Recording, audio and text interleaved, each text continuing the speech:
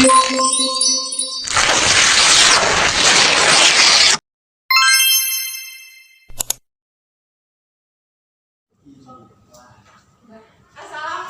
warahmatullahi wabarakatuh. Gimana kabarnya?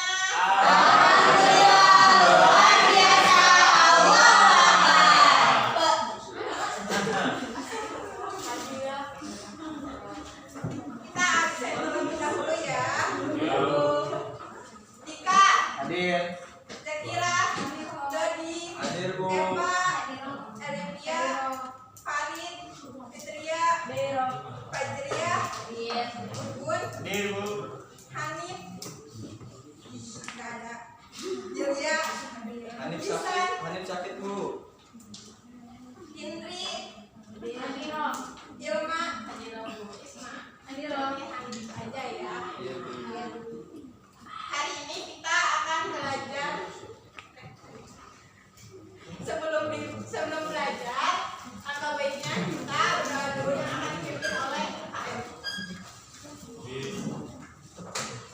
Sebelum memulai pembelajaran hari ini, alhamdulillah kita berdoa. Berdoa dimulai. Bismillahirrahmanirrahim. Rabbi zidni ilma warzuqni fahma. Shadaqallahul azim. Memberi salam. Assalamualaikum warahmatullahi wabarakatuh. Nah, hari ini kita mau belajar mengenai toharoh. Toharoh itu tentang bersuci. Sebelum belajar, kita tonton video dulu ya.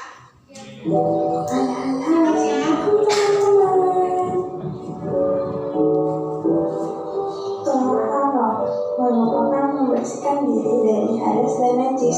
Hadas adalah keadaan tidak suci pada diri seseorang muslim yang menyebabkan ia tidak boleh sholat, tawaf, dan sebagainya. Sedangkan najis adalah kotoran yang menjadi sebab terhalangnya seseorang untuk beribadah kepada Allah Subhanahu wa Ta'ala.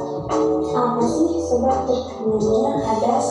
Sebab terkena hadas kecil, keluar sesuatu dari kubur, kemaluan dan debur, hilangnya akal, contoh tidur, bersentuhan kulit antara laki-laki dan perempuan yang bukan mahrim, menyentuh kubur dan debur dengan telapak tangan. Lalu hadas besar, hubungan suami istri, keluar mani, haid, melahirkan dan nifas. Maka apabila kita terkena hadas, harus bersuci dengan cara mandi wajib, wudu, dan tayamum. Caranya sebagai berikut.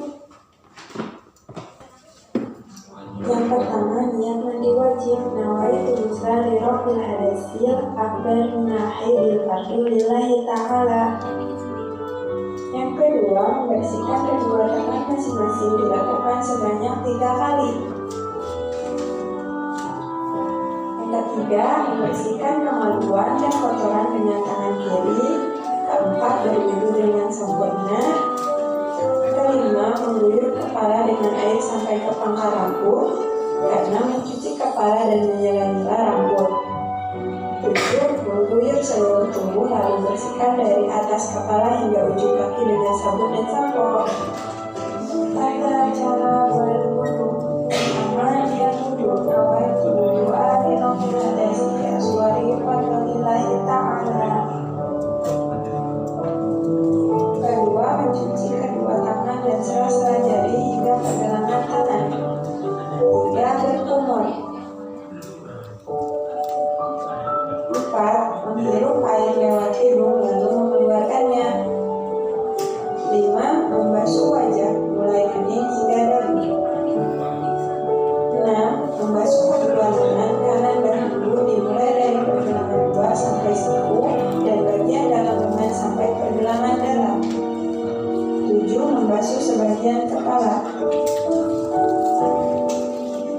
8, membasuh telinga bagian luar dan dalam. 9, membasuh kedua kaki kanan dan kiri sampai mata kaki. 10,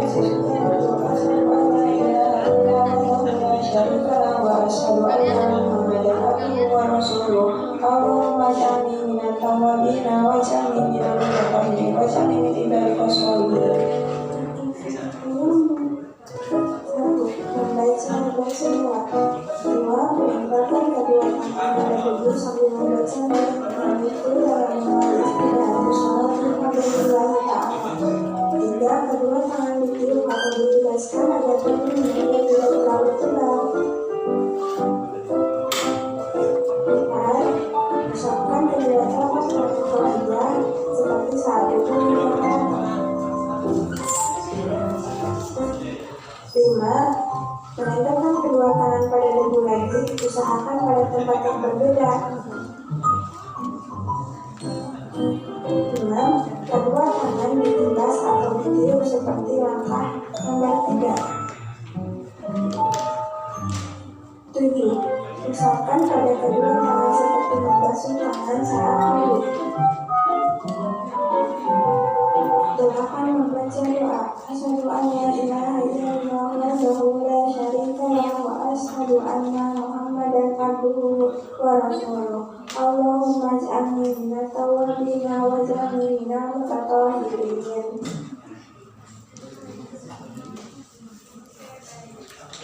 Tadi materi sudah disampaikan melalui video.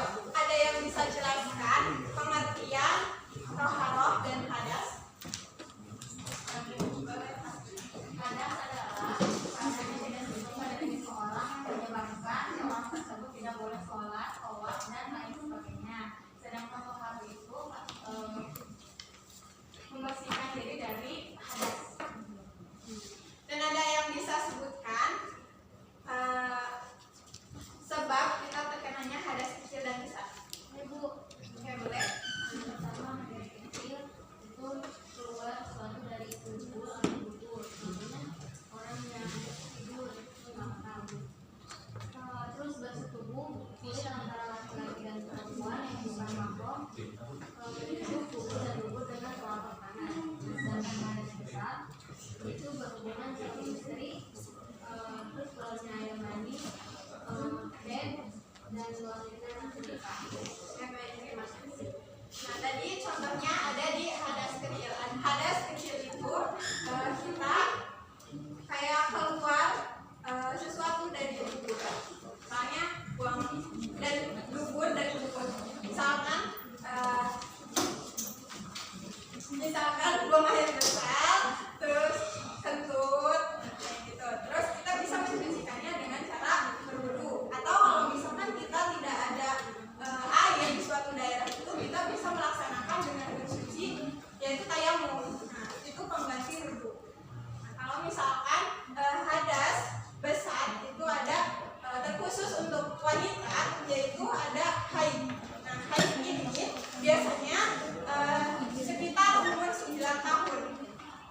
Nah, yang kita haid ini dari 6 sampai 7 hari. Kalau misalkan kita lebih dari 15 hari, itu namanya istihadh.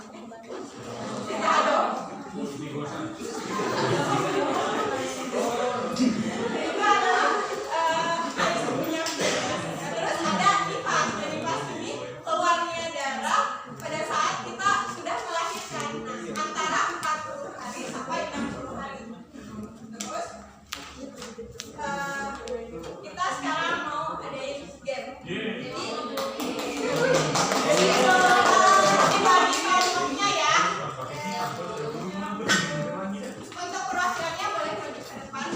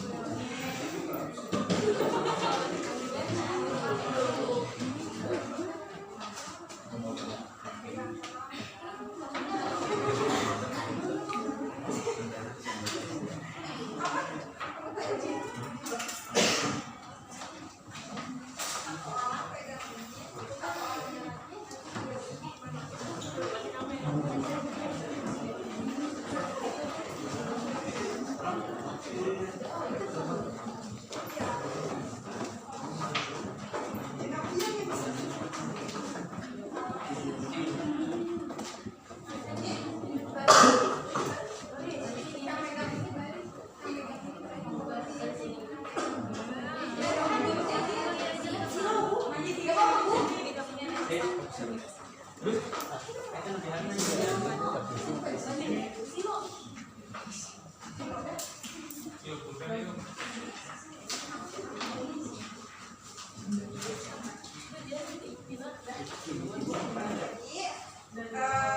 sini kita cepat-cepatan tuh ya untuk menyusun wudu, tayamum, sama mandi wajib langkah-langkahnya. Untuk perwakilan 3 orang ini nanti memilih yang kalau misalkan udah acungkan tangan.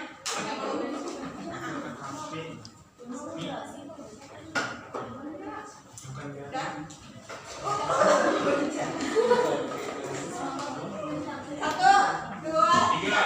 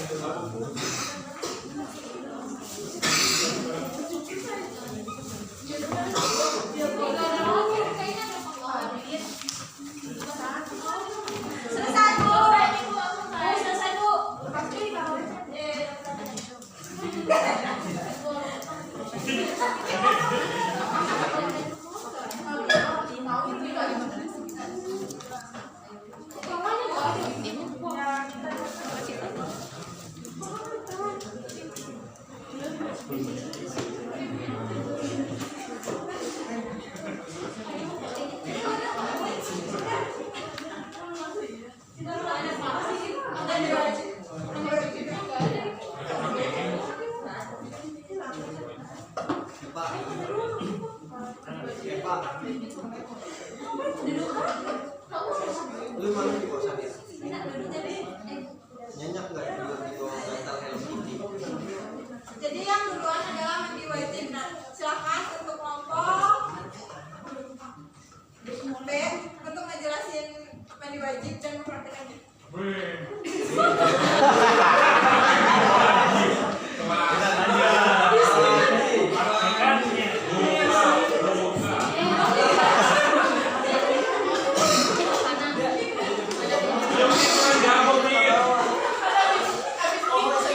saya di sini harus menjelaskan tapi seperti yang mempraktekkan.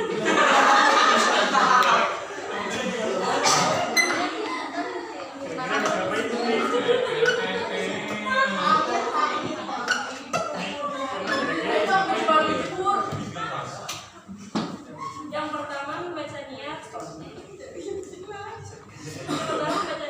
Nawa itu Guslaliro as akbari fardillah ta'ala. Lalu kedua, membersihkan kedua tangan masing-masing sebanyak 3 kali. Iya, teman-teman.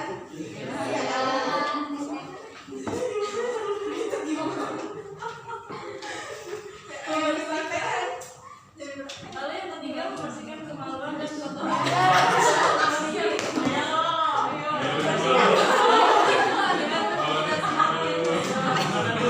Nanti dipraktekan di rumah aja. Dilakukan berwudu dengan sempurna. Ya, kau kan dulu ya nanti ada praktek wudhunya. Lalu kelima, mengguyur kepala dengan air sampai ke pangkal rambut. Mengguyur dari sini sampai ke bawah. Lalu keenam, mencuci kepala dan sela-sela rambut. Ya, diselesainya di sini. Lalu yang terakhir, mengguyur seluruh tubuh lalu bersihkan dari atas kepala hingga ujung kaki dengan sabun dan sampo. Mengguyur 15 buat temannya.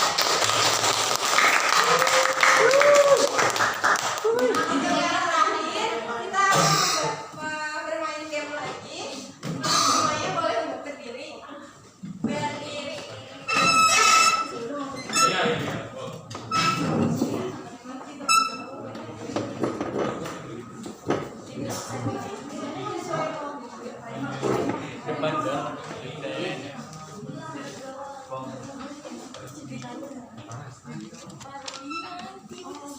Untuk kelompok A, Dodi, Dika, Hasna, Hidria, Halimah bentuk lingkaran di sebelah sana.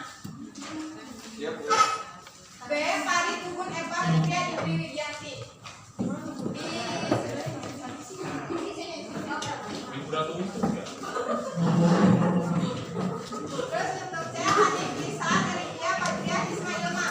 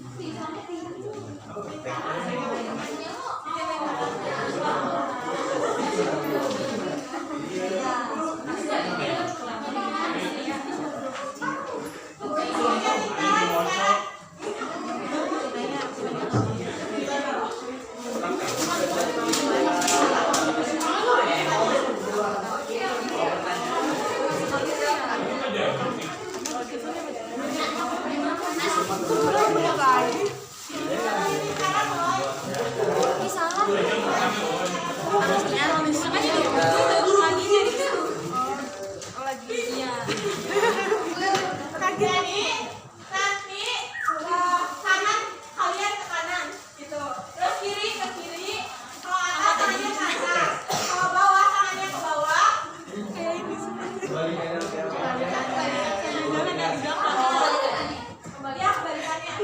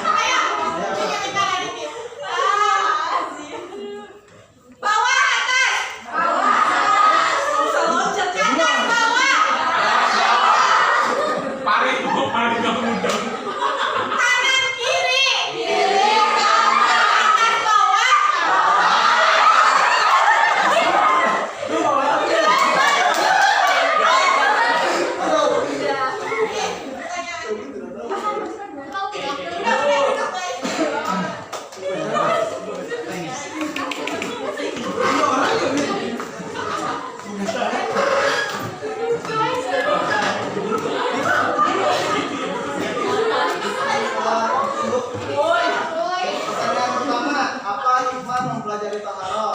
Jadi hikmahnya itu agar kita selalu bersih, untuk membersihkan segala kotoran, bisa untuk bersuci juga. Kemudian dalam melakukan ibadah kan kita harus suci ya. Kalau misalkan ada kotor, ada hadas, ada yang menghalangi, itu nanti ibadahnya tidak sah. Itu hikmahnya. Rangkuman materi taharah itu kan taharah itu mensucikan diri dari hadas kecil dan besar. Kalau hadas kecil itu taharahnya dengan cara berwudu atau bertayamum. Kalau hadas besar itu mandi wajib.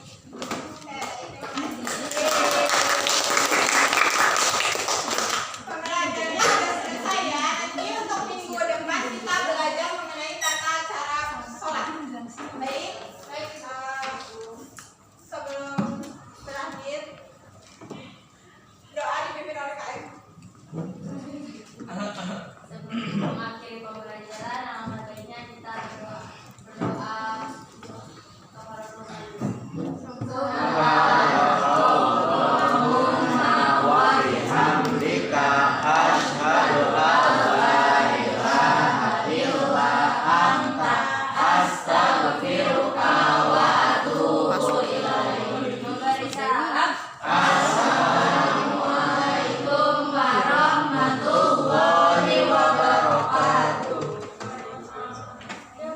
Sekian dari saya, materinya udah selesai. Assalamualaikum warahmatullahi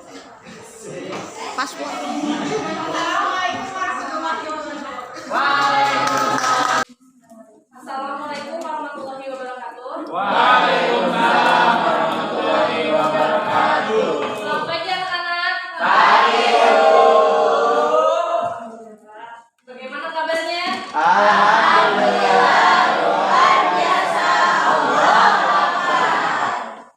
Baik, sebelum mulai pembelajaran, kita baca doa dulu ya. Bagaimana boleh dipimpin oleh KM? Baik, sebelum mulai pembelajaran, alangkah baiknya kita baca doa dulu. Bismillahirrahmanirrahim. Rabbi shrah li sadri wa yassir li amri wahlul 'uqdatam min lisani yafqahu qawli. Rabbi zidni ilma warzuqni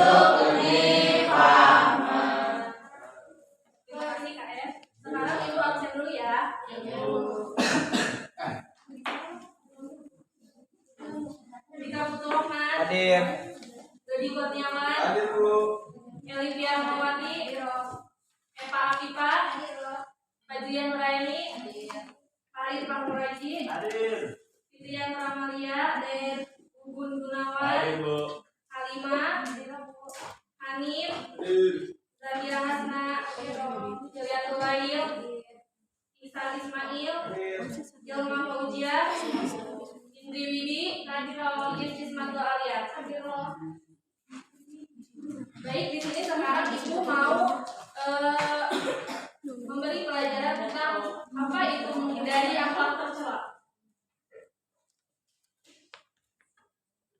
Ada yang tahu apa itu menghindari akhlak tercela? Apa saja?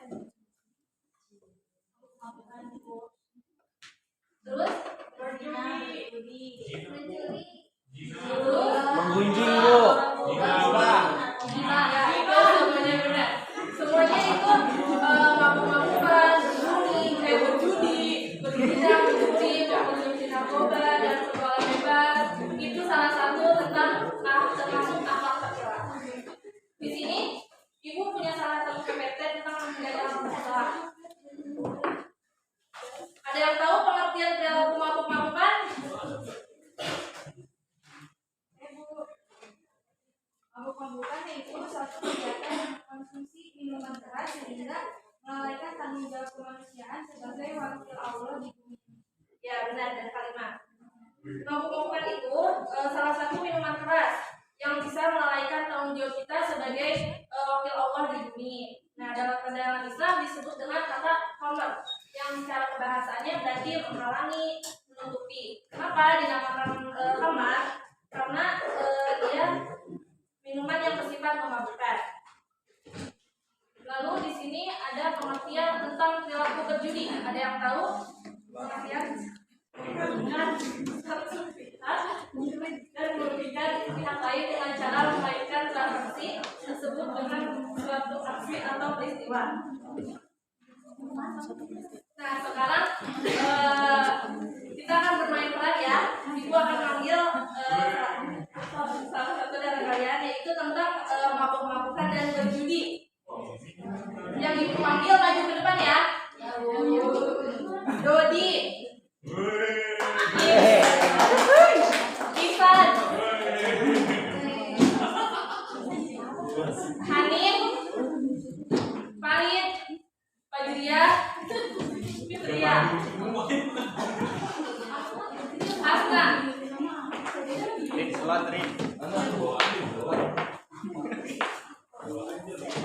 Tadi Ibu udah kasihkan alat-alatnya.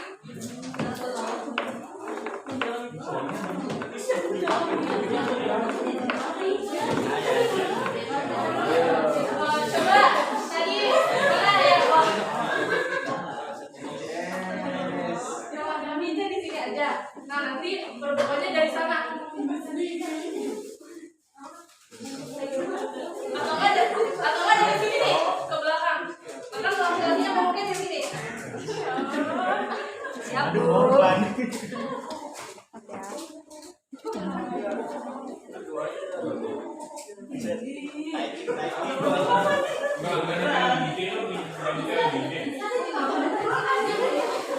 Dari sana dulu, dari sana dulu.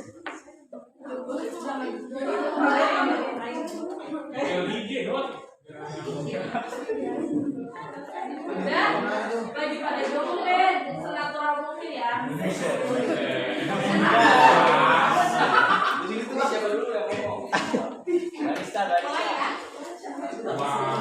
Di suatu hari, di hari Kamis malam, pulang mengaji di Masjid Fitria dan Fajria, melihat Dodi, Isan, Hanif, Farid di satu gang sempit dan sedang menengok anak sekolah ucap orang yang bermain gawat. Cip, lihat deh, itu di gang ada yang lagi mabuk, tahu lah. Astagfirullah. Si Hanif, si Dodi, si Isan, pantesan tadi bilang lagi ternyata mereka lagi mabuk. Ayo gas.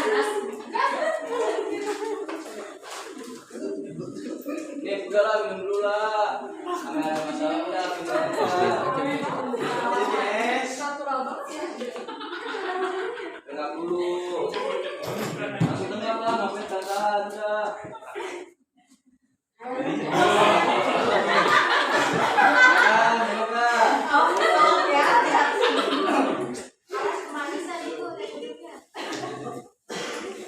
daripada mabok doang sabi nih habis ini kurang mantep gitu kalau nggak ada ini mah nggak ada permainan mah Nih, gas. Mau berapa? bocah pertama nih Bocah nih. Dibantu dah. kan gua bandar nih ya bandar belakangan bandarnya Cek dah. Duluan.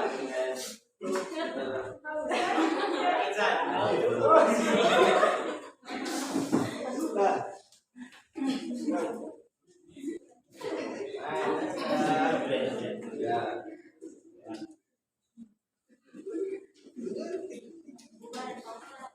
Nah, gua ya. Ya. Dulu dong. Dulu tuh. Ya, 45. Nah, Udah jago ya mungkin ya. ya. Udah. Yo. Astagfirullah, kalian tuh nanaona. Kalian tuh judi sama mabok teh dosa, malu-maluin ih. Dosa jangan gua enak. Ya.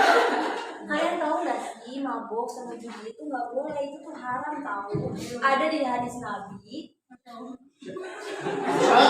Setiap yang memabukkan itu khamar, sedangkan khamar itu haram. Nah jadi daripada kalian main judi, daripada mabok, mending ke pengajian sana. Ditungguin sama Ustaz. Alah Bu, kalau pengajian panas Bu, ngantuk Bu, mendingan di sini aja. Ya kalian tuh Enak.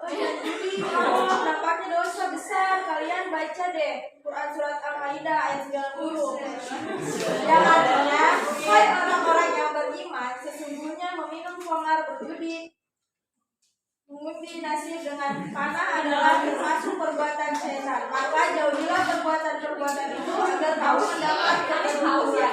Nah kalian tuh percuma ngelakuin hal gini, duitnya tidak bermanfaat. Mending sekarang di masjid kita disuruh Pak Ustadz no. Ayo ke masjid.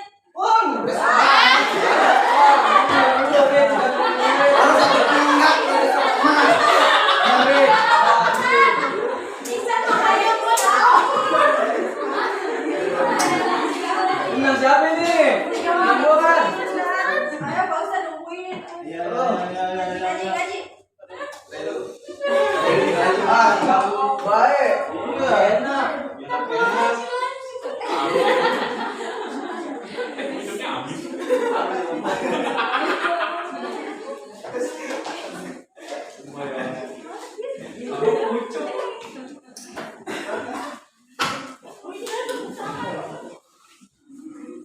Ya terima kasih. Sekarang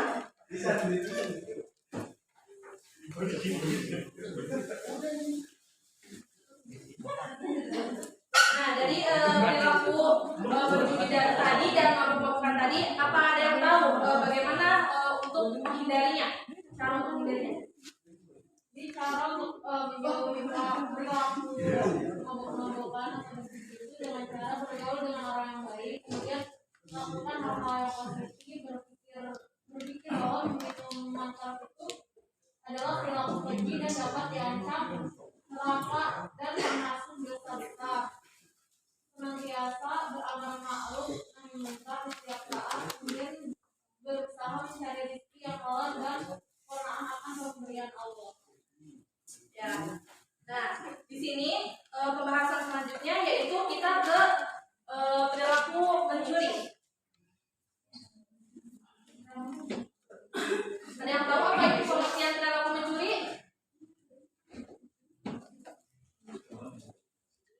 Ya Bu, mencuri itu mengambil barang tanpa kita bilang ke orangnya gitu Bu, tanpa ngucap Bu, langsung ambil. Nah ya, pengertian. Nah, menurut cara yaitu mencuri dapat mendapatkan hukuman hari potong tangan, yaitu mengambil harta milik orang lain dengan diam-diam dari tempat penyimpanan yang layak dalam jumlah 1 misal. Dilakukan oleh seorang Islam atau kafir zimmi atau murtad yang telah dewasa, berakal dan bisa mengerti. Nah, perbuatan mencuri termasuk di antara dosa besar karena syariat dalam Islamnya pencurian itu mencapai 1 nisab. Memenuhi kriteria seperti tersebut di atas, maka si pencuri dikenakan hukuman potongan tangan dan diwajibkan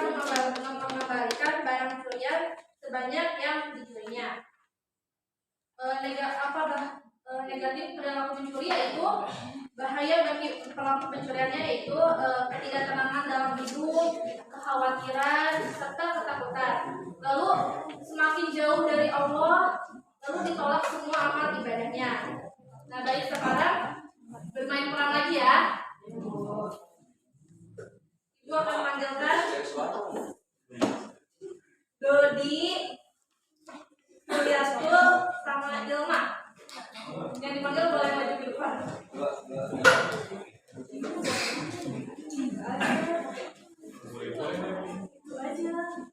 Di sini Beb. Dan ada lagi di sini Dodi sama Ilma.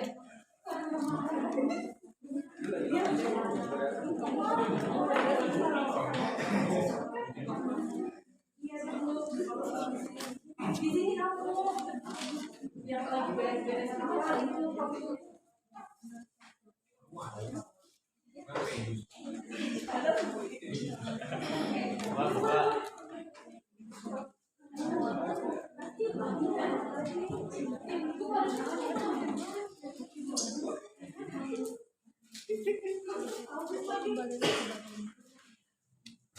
Jadi dari mana dulu?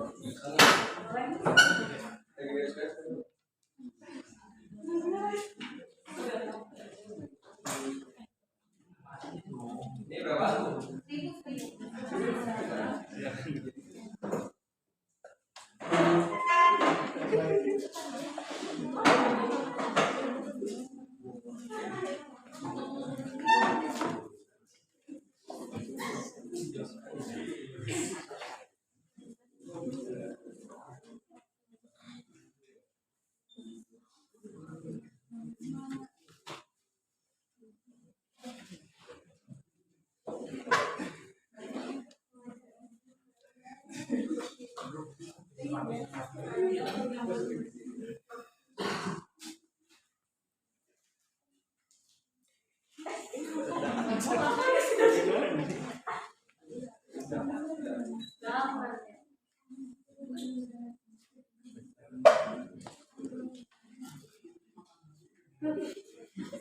Bayar Bu. Bayar berapa Mas? Nih. Apa aja? Ini satu sama satu cukup. Itu 5.000, salahnya 1.000 jadi 6.000 Mas. Ya bentar Bu, di dalam aja ini. Bang. Tadi bilang kok bawahnya 5 beres 1. Ya berarti jadi 10.000 Mas. Kapan? Kapan? Nggak ada. Kapan? Baca di Quran surah Hadis.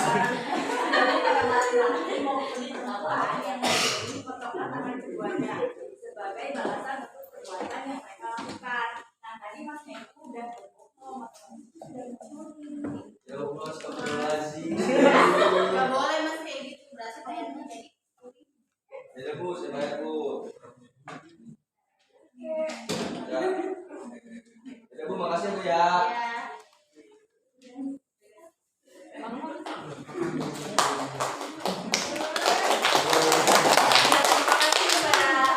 Dodi, Ilma, dan Hilya. Nah,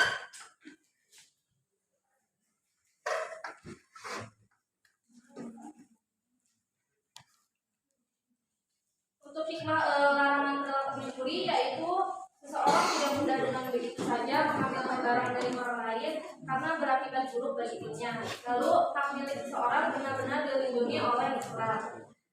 Nah, di sini strategi sebenarnya korupsi juga itu salah satu tentang perilaku mencuri ya.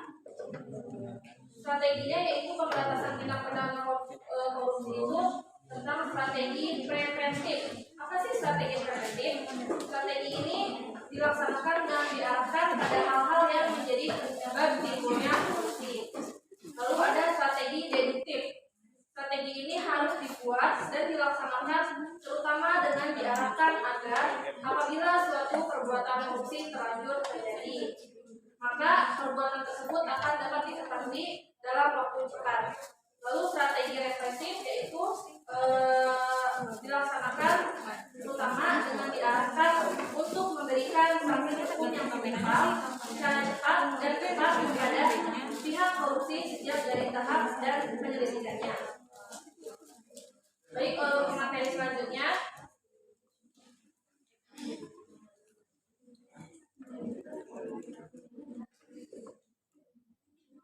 yaitu tentang pengertian perilaku zina.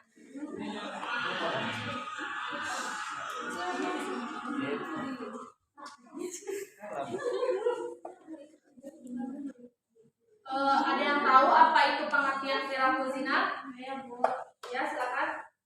Zina itu adalah persetubuhan yang dilakukan seorang laki-laki dengan seorang perempuan tanpa nikah yang sah mengikuti cara perempuan sama suami istri.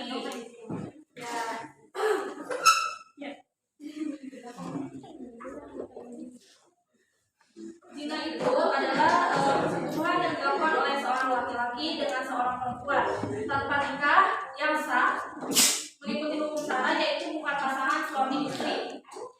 Nah, zina juga dikatakan sebagai perbuatan yang melanggar hukum yang harus diberi hukuman sangat keras karena mengingat akibat yang ditimbulkan itu sangat buruk, yaitu biasanya itu karena keturunannya gitu, dan dosanya juga sangat besar. Lalu di sini ada macam-macam zina.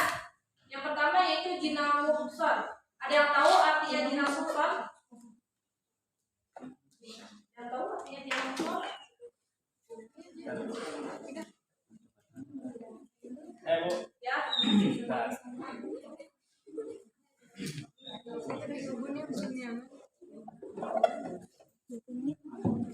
Siapapun.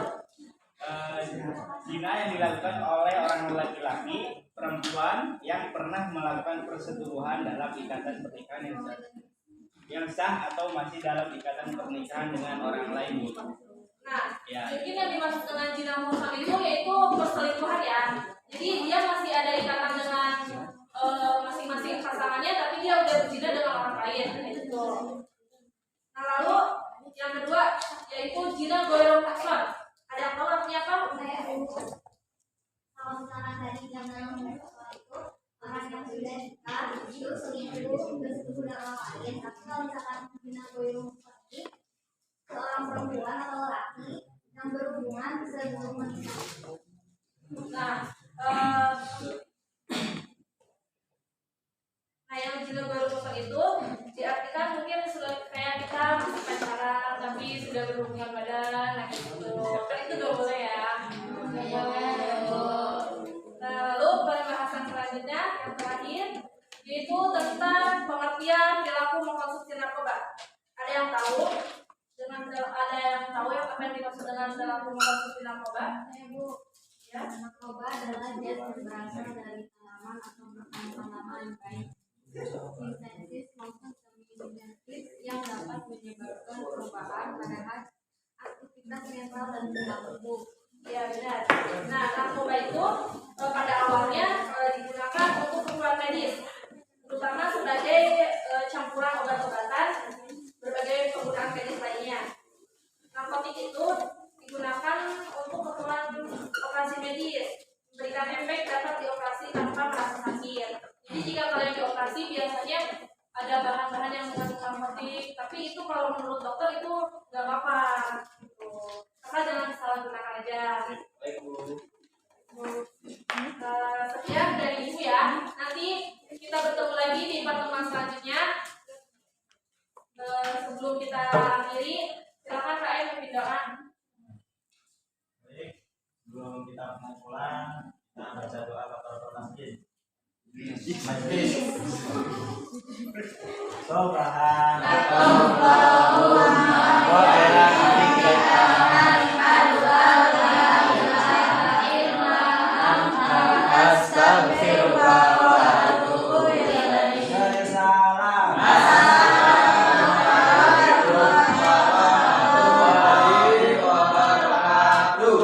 Terima kasih anak-anak. Terima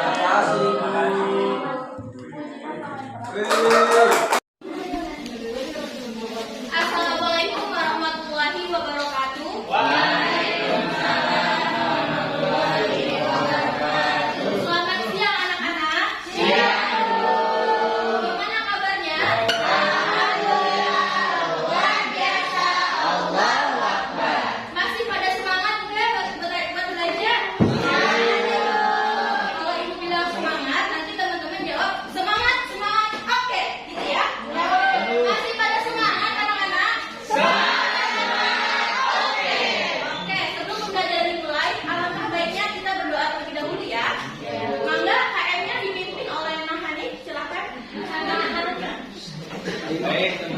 teman-teman, sebelum mulai pembelajaran pada hari ini, alangkah baiknya kita berdoa terlebih dahulu. Berdoa dimulai.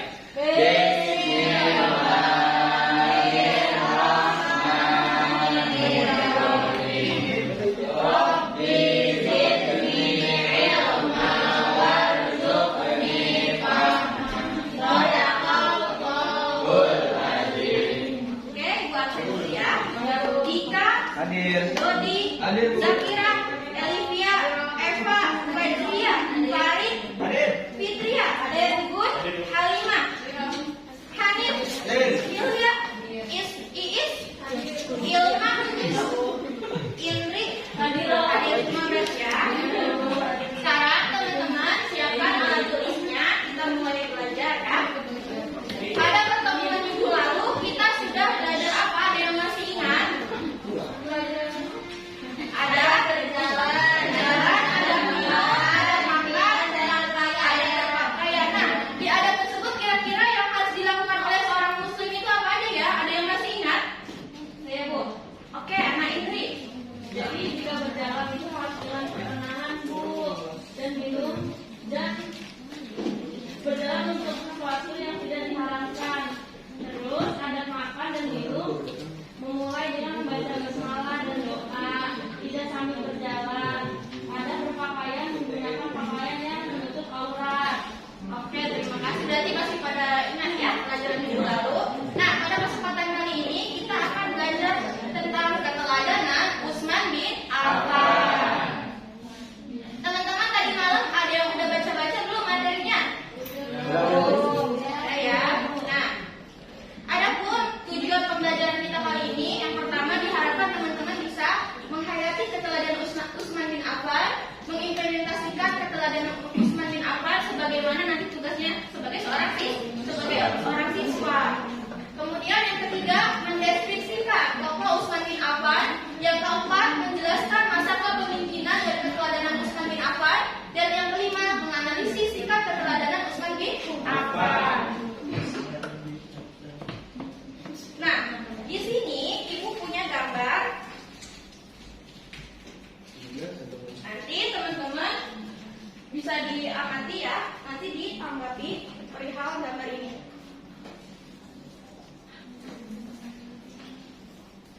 Nah, coba teman-teman bisa perhatikan di sini ada yang mau menanggapi tentang gambar ini.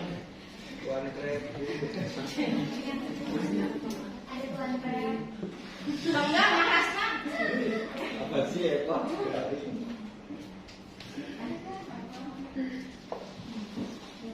Ibu, apa kaitannya dengan gambar tersebut dengan materi yang hari ini yang akan dipelajari?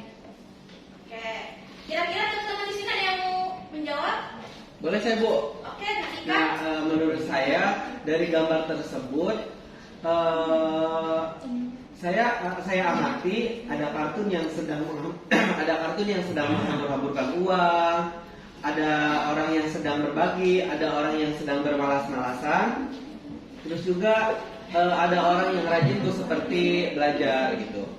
Nah, di berbagai gambar itu mencerminkan sikap Utsman bin Affan, karena Utsman bin Affan dikenal sebagai orang yang dermawan, dikenal orang yang dengan kedermawanannya, Bu. Gitu. Oke, terima kasih Nadita. Jadi seperti itu ya jawabannya Nakasha kurang lebih. Nah, di sini di gambar pertama ada gambar siapa? Tuan Krep. Teman-teman di sini dulunya ada yang suka nonton Tuan Krep nggak? Aku suka. Ya, berarti kakak kecilnya nanti bahagia ya. Nah, di film kartun Tuan Krep ini karakternya gimana? Pelit ya? Pelit. Pikir. Dia suka apa, cinta dengan uang gitu ya.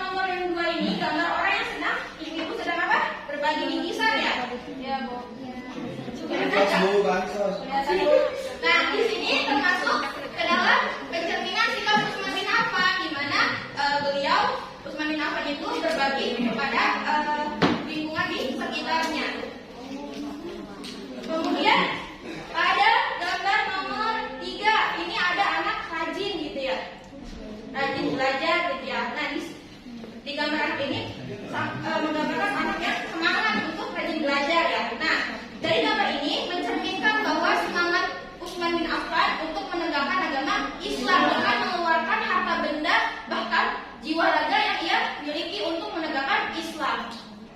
Kemudian yang keempat ada gambar orang yang gimana nih? Malas gitu ya. Nah di gambar ini berbeda dengan sikap Utsman bin Affan ya.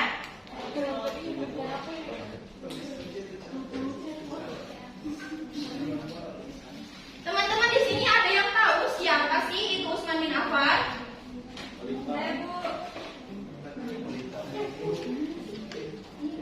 Ibu mau minta bacakan Nak Gugun, benar? Nak Gugun, silakan bacakan terlebih dahulu. Utsman bin Affan ialah salah satu sahabat Nabi Muhammad SAW yang termasuk adalah golongan Khulafaur Rasyidin. Utsman bin Affan juga termasuk khalifah ketiga. Beliau lahir di Taif pada tahun 557 Masehi di Mekah ya. Diangkat menjadi khalifah pada tahun 644 Masehi dan wafat 656 atau 35 Hijriah. Nah, ia juga terkenal dengan sikap sopan santun dan lemah lembut. Ya, Bu. Nah, selain penjelasan itu, coba Ibu mau minta kepada teman-teman ada yang bisa nggak menjelaskan siapa sih tokoh Utsman bin Affan itu, nanti akan Ibu beri reward. Silakan. Coba Ibu minta Nak Halimah. Oh iya Bu, Utsman bin Affan itu lahir di Taif Bu. Ayahnya bernama Affan bin Abi As, ibunya bernama Arwa bin Quraisy. Oke, terima kasih ya. Coba Ibu mau minta Nak Farid, silakan. Utsman bin Affan yaitu umurnya 70 tahun Bu. Pada saat itu Utsman diangkat menjadi khalifah ketiga dan termasuk di usianya yang paling tertua Bu di antara khalifah yang lain dan diangkat menjadi khalifah. Ya Bu. Oke. Satu lagi Ibu minta Nahil ya, coba. Ibu, Utsman bin Affan itu terkenal dengan sumber air yang maknanya memiliki dua cahaya. Karena beliau menikahi kedua dan dari Rasulullah yaitu Ruqayyah dan Palsu. Ya, jadi salah satu julukan dari Utsman bin Affan itu beliau memiliki julukan Zunnurain, yang dimana beliau menikahi dua putri dari Rasulullah. Ya, yang pertama ada putri kedua dari Rasulullah yaitu Ruqayyah, yang ketiga ada Ummi Kulsum, di mana pada putri pertama ini ketika beliau menikah dengan Ruqayyah meninggal dunia Ruqayyahnya. Kemudian selama berselang itu akhirnya Utsman bin Affan dinikahkan lagi dengan anak Rasulullah yang ketiga yakni Ummi Kulsum. Maka disitulah ujian rumah tangga Utsman bin Affan diuji gitu ya kesabarannya, di mana beliau ditinggali oleh orang-orang yang dicintainya.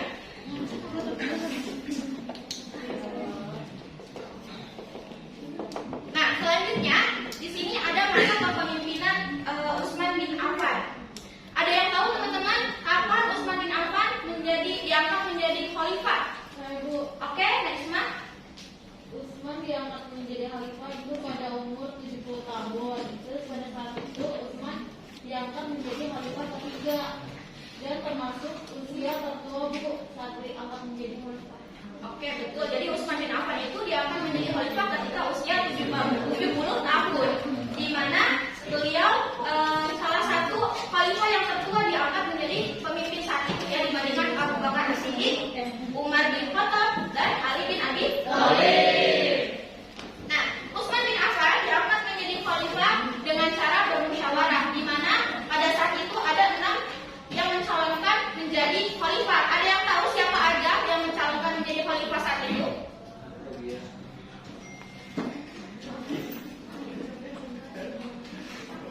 Aku Bu, Ya. ada 6. Yang pertama ada Ali bin Abi Thalib, Utsman bin Affan, Abdullah bin Auf, Sa'ad bin Abi Waqqas, Jubair bin Awam, dan yang terakhir ada Thalhah bin Ubaidillah. Oke, terima kasih ya, Eva. Nah, adapun prestasi di masa Utsman bin Affan itu sangat banyak gitu ya. Di antaranya, Ibu jelaskan hanya beberapa ya. Yang pertama itu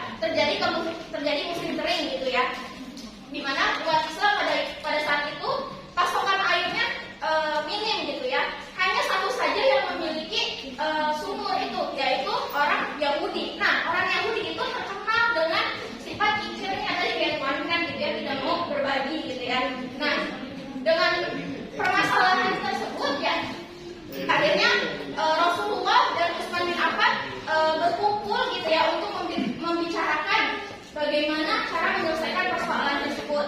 Dan di saat berkumpul tersebut Rasulullah bersabda, siapakah yang mau membeli sumur Yahudi itu, maka baginya surga. Mendengar hal tersebut, Utsman bin Affan mengacungkan tangannya, saya Rasul, saya hendak membeli sumur tersebut. Akhirnya sumur tersebut dibeli oleh Utsman bin Affan seharga 35.000 dirham. Nah, kira-kira 35.000 dirham itu sekitar 149 juta ya kalau kita rupiahkan. Masya Allah sekali gitu kan. Kemudian yang ketiga, memberikan sebagian hartanya untuk keperluan perang Tabuk. Kira-kira teman di sini ada yang tahu apa aja yang disumbangkan Utsman dalam perang Tabuk? Oke? Sayyidina Utsman menyumbangkan 950 ekor unta, 70 ekor kuda, dan 1.000 dirham, Bu. Oke, benar ya. Jadi kurang lebih pada saat itu peserta perang yang mengikuti perang di perang Tabuk itu berjumlah 30.000 orang. Kemudian yang keempat adalah menyumbang gandum. Jadi pada saat masa kepemimpinan Khalifah Abu Bakar As-Siddiq terjadi sama seperti masa Rasulullah juga pernah terjadi musim kemarau gitu ya, di mana beliau kekurangan pasokan makanan. Akhirnya Utsman bin Affan menyumbang gandum dengan unta yang diangkut 1.000 unta gitu ya.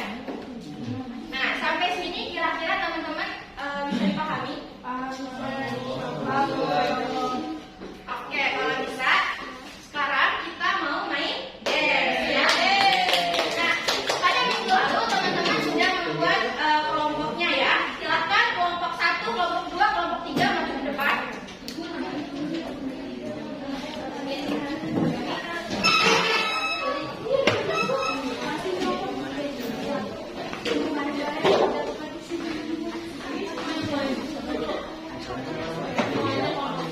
Kelompok 1, kelompok 2, kelompok 3 ya. Kelompok 4 silakan posisinya di tengah. Kelompok 4 di sini saja ya. Kelompok 4 di sini, kelompok 5 di sini. Ya di sini. Silakan kelompok 1 baris ya. Baris semuanya salam. Nah.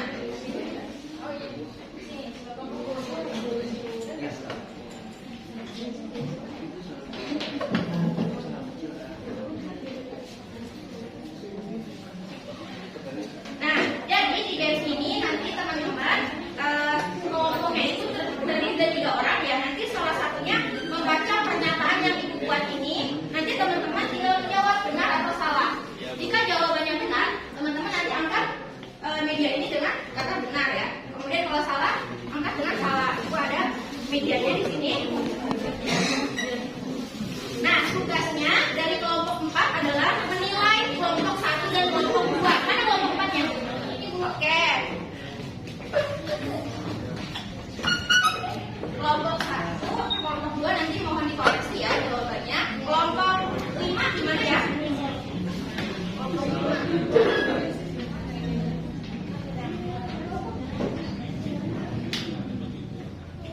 Kelompok 1, kelompok 2, kelompok 3. Nah ya.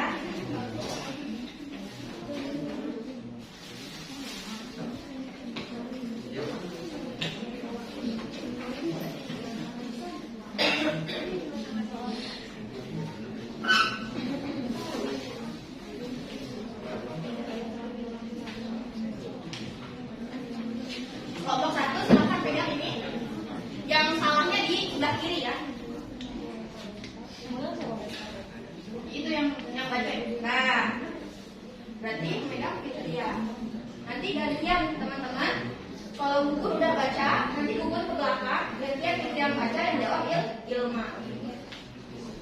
Ibu kasih waktunya hanya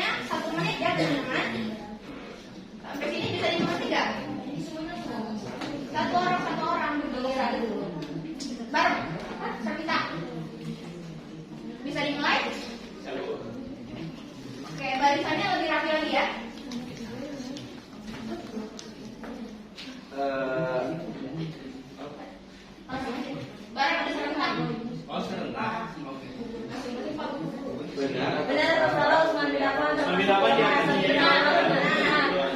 benar betul. Yang kedua.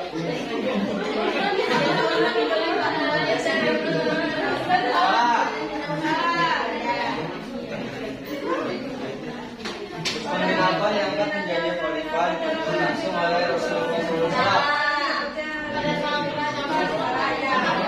Ya, Bu.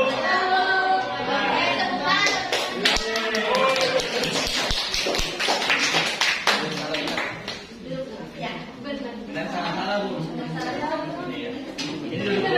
Ya, silakan untuk yang udah. Sekarang gantian ya. Teman kelompok 4 dan kelompok 5 yang maju. Kelompok 1 mana? Kelompok 1 siapa? Tolong nanti nilai kelompok 4 ya. Kelompok 2.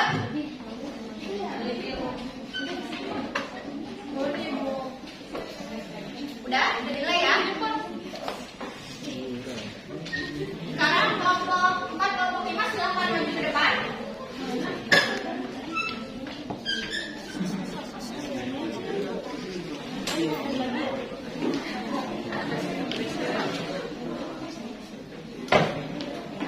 Hanif, Halima, Eva, Farid, Indri, Hasna.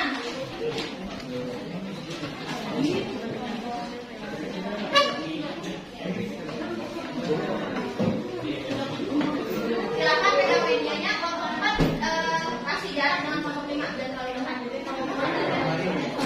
Empat sini Pak.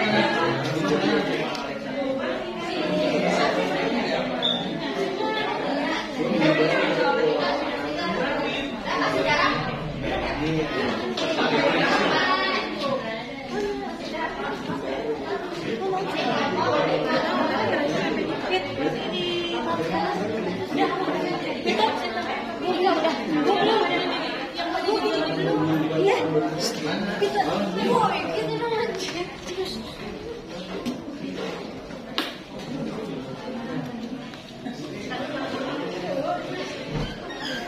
Kelompok 5 yang nilai kelompok 2 mana?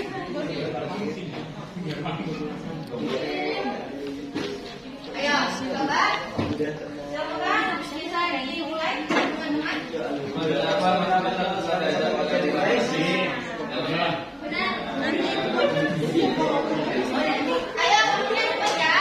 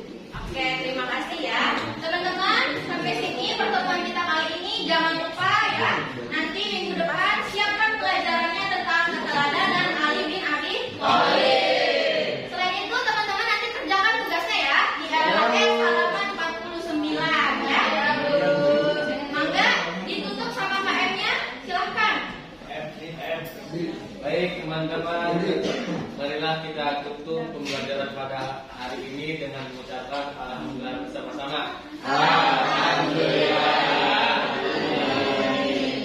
Aparatur majlis.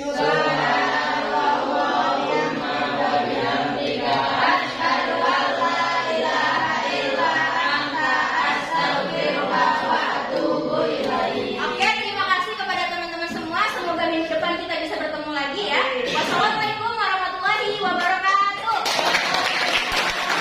Assalamualaikum warahmatullahi wabarakatuh.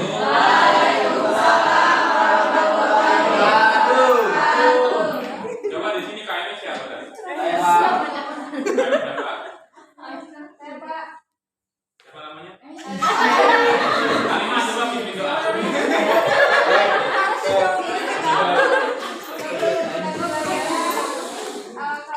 kita mulai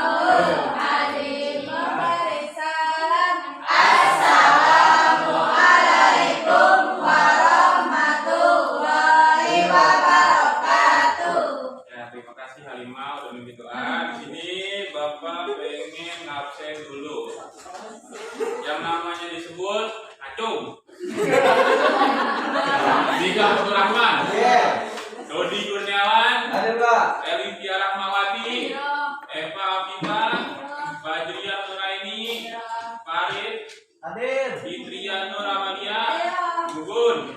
Alimah. Ani Fauzi. Zakira Hasna. Eliatul Lail. Ihsan Ismail. Ilma Fauzia. Indri Widi. Iis Ismatul. Farah Hafifah. Hadir semua ya. Ya, Pak. Nah, di sini Bapak pengen belajar tentang materi akhlak pergaulan remaja dan menghindari akhlak tercela. Di sini kita harus tahu nih apa itu remaja. Nah, remaja itu adalah kelompok manusia yang baru tumbuh dari anak-anak ke masa dewasa. Biasanya usianya itu antara 13 sampai 19 tahun. Biasanya kalau masa remaja itu ditandai dengan adanya pubertas. Siapa di sini yang belum pubertas? Kacung. Saya belum Pak. Belum ya, berarti kalian belum dewasa itu namanya. Walaupun udah kelas 11. Nah, lanjut. Kalian sudah tahu kan apa itu remaja. Sekarang kita masuk ke akhlak terpuji terlebih dahulu dalam pergaulan remaja. Di sini ada tentang mengajak untuk berbuat kebaikan. Nah, remaja muslim itu harus bisa saling mengajak kebaikan. Mau itu sama temennya, mau itu sama saudaranya, mau itu sama adiknya sendiri. Kayak misalnya tadi di sini ada nama Gugun mengajak kebaikan. Gugun contohnya itu Gugun ngajakin si Farid sholat. Kayak misalnya, sholat ayo Gun. Nah, walaupun si Farid nolak ajakan si Gugun, seenggaknya Gugun udah ngajakin kalau dia tuh udah mau ngajak si Farid sholat. Nah, terus di sini ada bersikap santun dan tidak sombong. Bersikap santun dan tidak sombong. Biasanya kalau remaja-remaja kekinian itu pada belagu lah istilahnya. Belagu, apalagi remaja-remaja yang baru lulus. Misalnya pas baru lulus SMA nih ya. Banyak remaja yang lupa sama gurunya pas ketemu di jalan, kayak misalnya nih lagi naik motor nih. Motor. Tiba-tiba gurunya lewat. Biasanya si murid ini yang udah lulus itu nundukin kepala kayak seolah-olah udah kenal. Itu padahal harus apa? Seenggaknya kalau di motor ya klakson ya tit, Pak. Nah, itu salah satu contoh sikap tidak sombong. Jangan kayak guru lewat ini, jangan yang begitu. Harus bersikap tidak sombong dan santun. Harus saling menyapa. Nah, selanjutnya ada akhlak tercela dalam pergaulan remaja. Di sini Bapak cuma ngambil 3 materi, yakni isrof, tabzir, dan juga bakil. Di sini ada pengertian tentang isrof. Nah, isrof di sini berasal dari bahasa Arab, yaitu asrofa, yusrifu, asrofan, yang artinya bersukaria. Namun menurut istilah adalah berlebihan atau kebiasaan yang dilakukan untuk memuaskan kesenangan diri sendiri secara berlebihan. Nah, contoh isrof di sini itu kayak misalnya si Farid dengan kamu Badung. Si Farid di sini misalnya si Farid masih punya HP nih, dia masih punya HP atau masih punya laptop. Cuman dia masih nggak puas sama apa yang dia punya. Kayak dia tuh ingin lebih-lebihkan, kayak kayaknya punya 2 HP itu enak deh. Kayaknya punya 2 laptop itu enak deh. Nah, itu jangan sampai tertanam di dalam diri seorang remaja muslim gitu. Karena sesuatu yang berlebihan itu nggak baik dari makanan, baik dari segi ibadah. Kayak misalnya dari segi ibadah tuh contohnya ada nih si Dodi tahajud tiap malam. Cuman dari tahajudnya itu dia meninggalkan sholat subuh gara-gara ngantuk. Nah, berarti dia lebih mementingkan yang sunnah daripada yang wajib. Nah, itu nggak boleh. Nah, yang kedua ada istilahnya tabzir, berasal dari bahasa Arab, yaitu bazara yubaziru tabziron, yang artinya pengeluaran yang bukan hak. Yang berarti kata tabzir di sini adalah membelanjakan harta untuk hal yang tidak perlu, atau kata lain boros.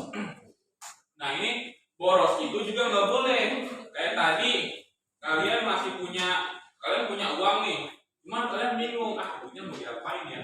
Gitu. Nah, terus kalian membelanjakan apa yang harusnya nggak dibelanjakan gitu. Kayak misalnya nih cewek-cewek nih, kayak apa namanya, Shopee gitu kan, main masukin keranjang baik, padahal masih punya segala macam. Nah, terus yang ketiga ada bakil atau kikir, yakni menahan harta yang seharusnya dia keluarkan, atau menahan memberikan sesuatu harta kepada orang lain yang sebenarnya tidak berhak untuk ditahan atau dicegah.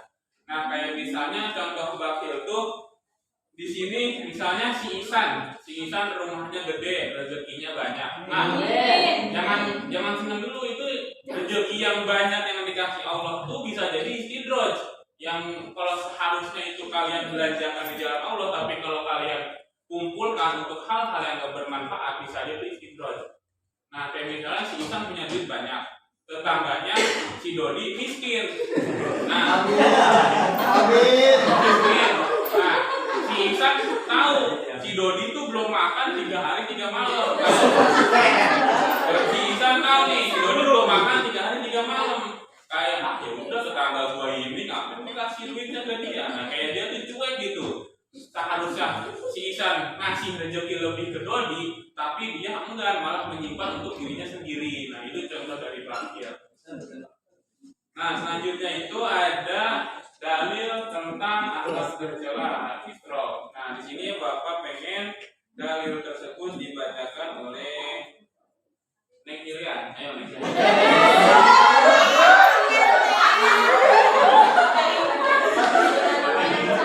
Saya Pak Guru loh.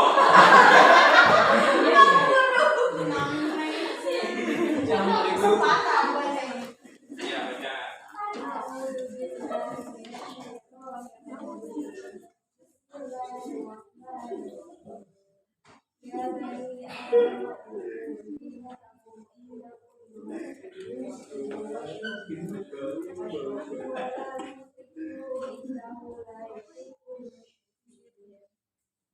Artinya, wahai anak Adam, pakailah pakaianmu yang bagus pada setiap memasuki masjid.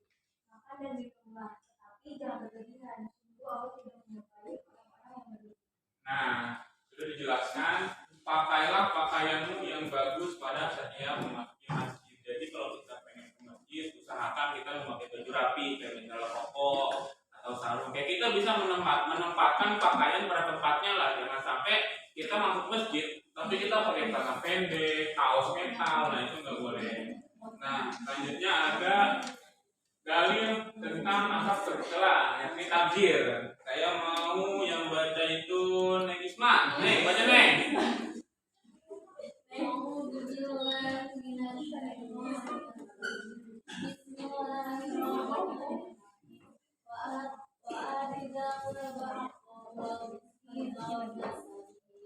Walatu badzir tapi innal mubadzirina kanu ikhwana syayatin wa kana syaitanu li rabbih kafura. Dan berikanlah kepada keluarga-keluarga yang dekat akan haknya kepada orang miskin dan orang yang dalam perjalanan, dan janganlah kamu mengambil-ambilkan hartamu secara boros. Sesungguhnya pemboros itu adalah saudara setan, dan setan itu adalah sangat ingkar kepada. Nah, terima kasih Neng Isma. Nah, ini ada tentang tabzir. Sudah ya? Bakil. Tentang bakil. Yang akan dibacakan oleh saudari Neng Pipit. Ayo Neng, baca Neng. Bismillahirrahmanirrahim. Wala taj'al yadaka maghlulatan ila unuka wala tabsutha kullal basti fataq'uda mahluman mahsura. Inna rabbaka yabsutur rizqa liman yasha'u wa yaqdiru innahu kana bi'ibadihi khabiran basira. Dan artinya, dan janganlah kamu jadikan tanganmu terbelenggu pada lehermu, dan janganlah kamu terlalu mengulurkannya, karena itu kamu menjadi tercela dan menyesal. Sesungguhnya Tuhanmu melapangkan rezeki kepada siapa yang Dia kehendaki dan menyempitkannya. Sesungguhnya Dia Maha Mengetahui lagi Maha Melihat akan membawanya. Nah, terima kasih Pak Neng Pipit. Nah, di sini Bapak itu sebenarnya ada drama singkat. Cuman sebelum masuk ke drama, Bapak ingin mengetes terlebih dahulu apakah kalian masih ingat pengertian yang tadi. Di sini Bapak pengen nanya tentang remaja. Coba Bapak, remaja itu apa? Bentar. Emang kamu mirip teman saya? Orang Oji bukan? Mirip teman saya soalnya. Remaja itu dari kelompok anak-anak ke dewasa yang usianya dari 13 sampai 19 tahun. Terima kasih ya Neng. Nah, selanjutnya Bapak pengen nanya kepada saudari atau Neng Indri Widi tentang apa sih itu isrof? Isrof itu adalah berlebihan atau kebiasaan yang dilakukan untuk memuaskan kesenangan diri sendiri secara berlebihan. Terima kasih Neng Indri. Di sini Bapak juga pengen nanya tentang pengertian tafsir. Coba Neng Elivia, apa itu tafsir? Tafsir adalah membelanjakan harta untuk hal yang tidak perlu, Pak. Terima kasih ya Neng. Selanjutnya penjelasan tentang bakil. Coba Neng Ilma baca, apa itu bakil? Bakil adalah menahan dalam memberikan sesuatu harta kepada orang lain yang sebenarnya tidak berhak untuk dikatakan oleh juga. Nah, terima kasih. Nah, berarti kalian tuh masih ingat semua tentang pengertian yang sudah Bapak jelaskan. Di sini Bapak ingin mengajak kalian semua, enggak semua sih, cuma beberapa, untuk bermain drama singkat. Saya sebutkan ya tokoh-tokohnya siapanya. Pertama yang akan menjadi narator, Dika Putu Rahman, maju ya. Yang kedua ada si ngajak kebaikan, maju ya. Yang ketiga ada si santun Paras. Ada si bakil, Dodi mana Dodi? Ya Pak. Maju Dod. Ada si tabzir Farid. Mana Farid? Maju Rid. Ada terakhir si Isrof, Gugun. Maju Gun. Maju. Yang tadi namanya disebutkan silakan maju ke depan.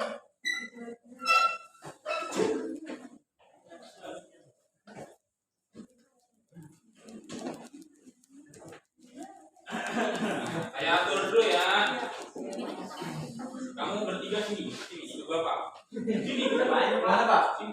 Mana? Sini yang mau. Iya, mau. Jadi Cabut. pertama itu kan ada Fajriah sama Faras. Nanti tuh nanti Fajriah berjalan sedikit, tuh kamu bertiga jalan tiga ini ketemu tengah-tengah. Oh iya. Iya. Scene 1, action.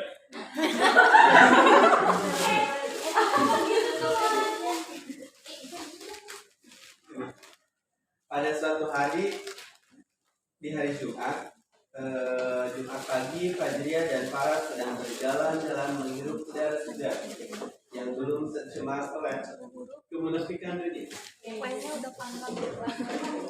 Ras, hari ini kan hari Jumat. Kita sedekah Jumat yuk. Kita beli nasi padang. Kita bagi ini ke orang-orang yang membutuhkan. Masya Allah. Bisa sedekah ya. Ini ya, soalnya kan kita lebih tua deh. Jadi kan aku harus sama yang lebih tua. Insya Allah ya udah kita cari tukang nasi padang.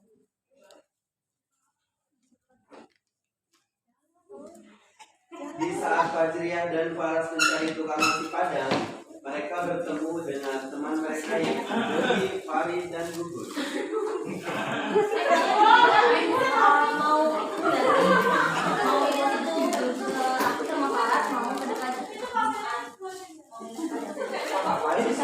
Mereka juga punya duit. Gua bertiga sibuk nih, pengen ke mall, pengen nyari sepatu sama HP. Kan kamu pasti ada sama pengennya. Ya sih, cuma gua bosan aja gitu, pengen ganti yang baru. Ini kalau yang baru itu enak dilihatnya sama orang. Ya tapi kan masih ada yang lama pakai aja. Ah berisik lu, duit-duit gua ini, orang tua gua juga ini ngenapain gua. Gua yang tadi juga. Oh iya. Kalau ngapain sih berarti makan orang, mending buat diri sendiri. Kalau gue capek-capek nyari duit orang tua gua. Oke.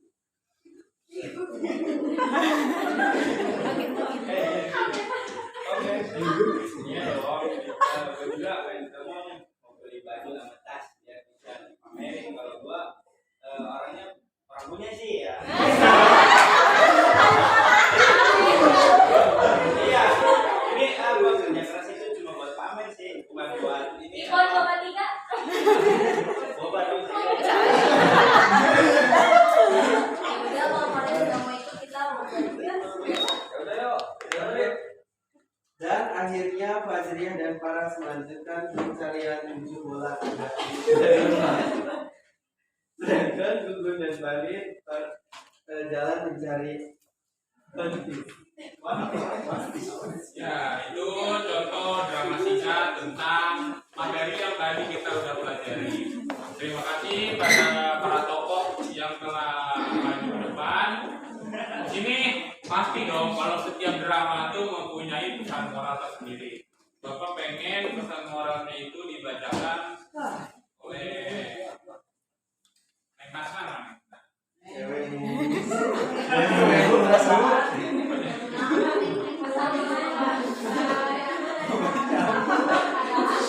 Masih kakak sederhana, kita manusia bukan makhluk individu melainkan berkelompok.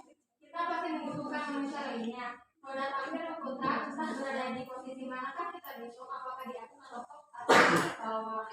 Nah, terima kasih ya. Jadi tuh dari pesan yang tadi kita tuh sebenarnya manusia itu makhluk berkelompok, bukan makhluk individu. Jadi apabila ada teman kita atau saudara kita sesama muslim, sebenarnya nggak harus sesama muslim, mau itu non muslim, kita harus kita bantu selagi itu bisa membantu mereka. Nah, karena waktunya sudah habis, jam istirahat atau jam pulang itu udah berbunyi, di sini saya akhiri aja ya pelajaran hari ini.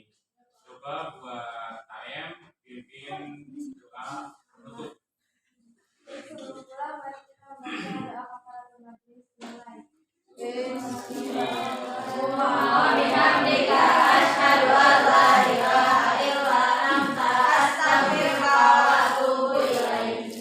terima kasih ya kepada kalian semua yang sudah berpartisipasi dalam kegiatan hari ini. Kurang lebihnya